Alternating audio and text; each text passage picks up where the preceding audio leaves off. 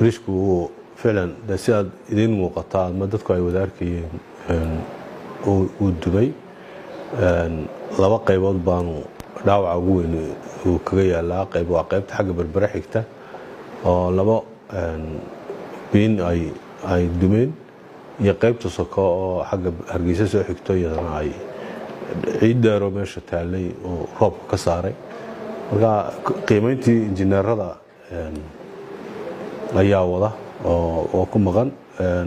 hay'adii wadooyinku way ku maqantay dhamaanteed maareeyihii iyo injineeradii way ku maqan yihiin gurmad baa ilaa xalita la waday in maartay gaadiidku si socodka gaadiidka inuu la fududeeyo marka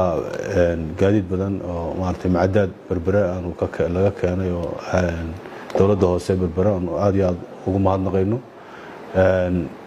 gaadiidkeedii iyo gaadiidkii hay'adda wadooyinka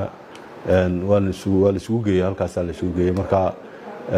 wadadu insha Allah taala hadda saacad hadda 11 barkii weeye waxa laga yaabaa 12 wixii ka dambeeya socodku furnaan doona hadii Ilaahay ka dhigo waxaan doonaynaa in kulliba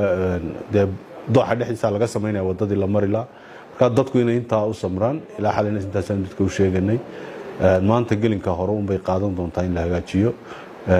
goobtaan ay kaga dhawaaqi doonaan insha Allah maareeyay baa jooga iyo mas'uuliyiintii kale baa halkaas joogaan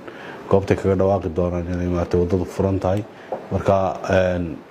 gelinka hore baanay wixii ka dambeeya